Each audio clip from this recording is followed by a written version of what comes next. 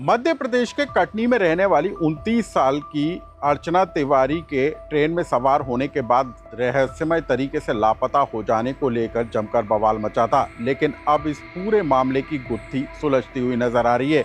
Railway police ने अर्चना तिवारी को Nepal border पर लखीमपुरी झीरी से बरामद किया है और उसको लेकर भोपाल के लिए रवाना हो गई है। लेकिन अर्चना तिवारी के ट्रेन में सवार होने के बाद अचानक से लापता हो जाने, ट्रेन की बर्थ पर अपना बैग छोड़ देने और भोपाल के रानी कमलापति स्टेशन से नेपाल की बॉर्डर तक पहुंच जाने के पीछे की वजह क्या है, इस पूरे राज को आप हमारी इस रिपोर्ट में जान लीजिए।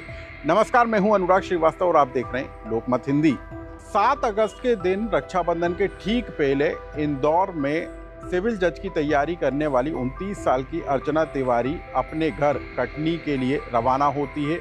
अर्चना तिवारी नर्मदा बिलासपुर एक्सप्रेस में सवार होती है और इसी एक्सप्रेस में वो रानी कमलापति स्टेशन तक पहुंचती है और उसके बाद उसका अचानक मोबाइल स्विच ऑफ हो जाता है और वो रहस्यमय तरीके से लापता हो जाती है। अर्चना तिवारी की बर्थ पर उसका बैग मिलता है, लेकिन अर्चना तिवारी नहीं मिलती और इसके बाद शुरू होता है सबसे बड़ा अर्चना तिवारी को तलाशने का अभियान। रेलवे पुलिस, एमपी पुलिस से लेकर तमाम जांच एजेंसियां अर्चना तिवारी की तलाश में जुट जाती हैं।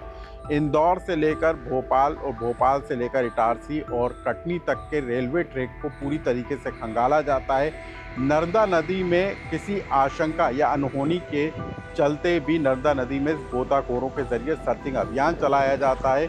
लेकिन इस पूरे घटनाक्रम के 13 दिन के बाद जो निकलकर सामने आया वो बेहद चौंकाने वाला था। दरअसल रेलवे पुलिस ने इस पूरे मामले को लेकर सबसे पहले ग्वालियर के भंवरकुआं थाना में पदस्थ एक कांस्टेबल को हिरासत में लिया। राम सिंह तोमर नाम के इस कांस्टेबल के साथ पूछताछ की। ये वही राम सिंह तोमर है जिससे अर्चना तिवारी की कई घंटों तक बातचीत होती थी और यही राम सिंह तोमर है जिसने अर्चना तिवारी का इंदौर से कटनी तक का रेलवे में रिजर्वेशन टिकट बुक कराया था और पुलिस ने इसको हिरासत में लिया और उससे पूछताछ की।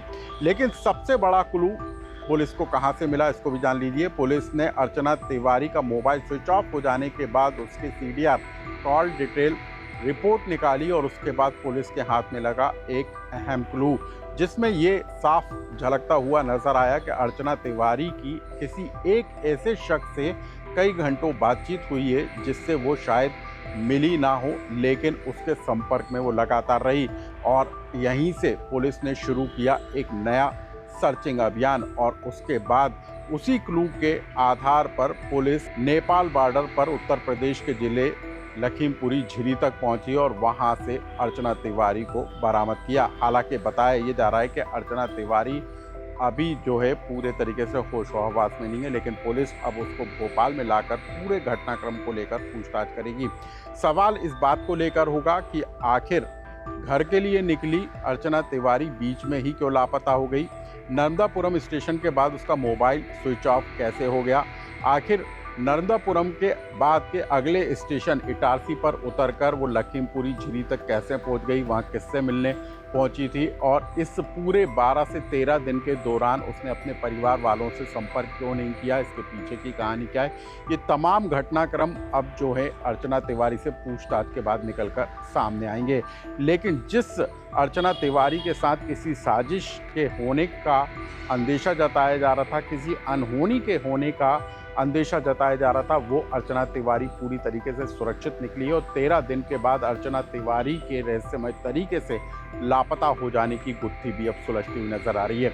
अब कुछ घंटों का इंतजार करना होगा जब रेलवे पुलिस अर्चना तिवारी को लखीमपुरी झीरी से लेकर भोपाल पहुंचेगी और बताया जा रहा है उसके बाद उससे पूछताछ की जाएगी और उसके बाद हर एक सवाल का जवाब निकलकर सामने आएगा कि आखिर अर्चना तिवारी के भोपाल के रानी कमलापति स्टेशन से लेकर इटारसी तक और इटारसी से लखीमपुरी झीरी तक पहुंचने के पीछे की असल वजह क्या थी।